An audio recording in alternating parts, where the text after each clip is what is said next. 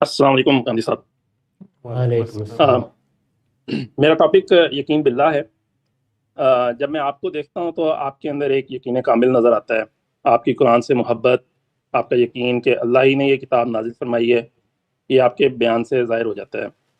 میں ایسا ہی ایمان اور یقین کامل پانا چاہتا ہوں، اور میرا سوال آج یہ نہیں ہے کہ اللہ کے وجود کے دلائل کیا ہیں، آپ بہت سے مواقع پر یہ بیان فرما چکے ہیں۔ سوال یہ ہے گاندھی صاحب کہ کسی دور میں کسی دن شاید آپ نے بھی اللہ کے وجود ہونے یا نہ ہونے کے بارے میں سوچا ہوگا، ایسا دور نہ بھی آیا ہو تو آپ اس یقین کامل تک پہنچے تو ہیں، کیسے پہنچے ہیں؟ کیا ایسا یقین مجھے قرآن کو سمجھ لینے سے مل جائے گا، یا اس یقین کو پانے کا کوئی اور روڈ میپ ہے؟ ٹھیک ہے جی، بہت شکریہ۔ اس کے دو حصے ہیں اور دونوں کو بالکل الگ الگ رکھنا چاہیے۔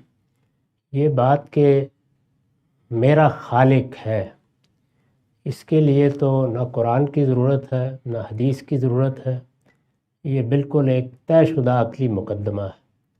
میں اپنے خلق کا مشاہدہ کرتا ہوں، میرا خلق کا فعل ایسی چیز نہیں ہے جس کے لیے مجھے کہیں آسمان پر جانا ہے، وہ میں اپنی آنکھوں سے دیکھتا ہوں، دیکھ سکتا ہوں، اس کے ایک ایک جز کا مشاہدہ کر سکتا ہوں۔ اب میرے شعور کی ساخت میں یہ چیز رکھی گئی ہے کہ اگر اثر ہے تو مؤثر ہوگا، اگر فعل ہے تو فاعل ہوگا۔ لکل فعل فاعل، یہ وہ منطق ہے جو میرے اندر الہام کر دی گئی ہے، اس سے تو میں دائیں بائیں نہیں ہو سکتا۔ لہٰذا خلق میرا مشاہدہ ہے، اور خلق تقاضا کرتی ہے کہ خالق ہو، یہ ایک ناگزیر عقلی نتیجہ ہے، اس کو وجوب عقلی کہا جاتا ہے۔ اب یہ کہ خالق کون ہے، یہ ہے اصل سوال۔ تو فلسفے کا جواب بالعموم یہ ہے کہ یہی کائنات تمہاری خالق۔ انبیاء علیہ السلام نے بتایا ہے کہ نہیں، یہ کائنات نہیں بلکہ اس کائنات کا بھی اور تمہارا بھی خالق وہ علیم و حکیم ہستی ہے، جس کو وہ پھر اس کی صفات کے ساتھ متعارف کراتے ہیں۔ اس لیے ان دو حصوں کو بالکل الگ الگ کر لینا چاہیے۔ یعنی وہ کون سی جگہ ہے جہاں تک عقل ہمارا ہاتھ پکڑ کر لے جاتی ہے اور ہم اس کا انکار نہیں کر سکتے۔ ہمارا سارا علم اسی پر مبنی ہے، اس وجہ سے لکل فعل فاعل تو ایک مسلمہ ہے، اس سے انحراف نہیں ہو سکتا۔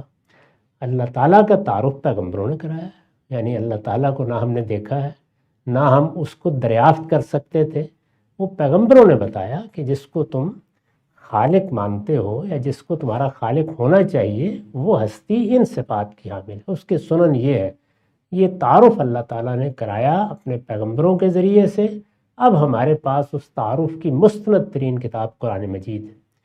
تو اس لیے ایمان و یقین کے سب مراحل کے لیے اب ایک ہی راستہ ہے، وہ یہ ہے کہ قرآن سے جس حد تک آپ اپنا تعلق پیدا کر سکتے ہیں وہ کریں، علم کے لیے بھی، دانش کے لیے بھی، حکمت کے لیے بھی، اپنے رب کو پہچاننے کے لیے بھی، اور جو آپ کے ہاں اضطرابات پیدا ہوتے ہیں ان کے لیے بھی۔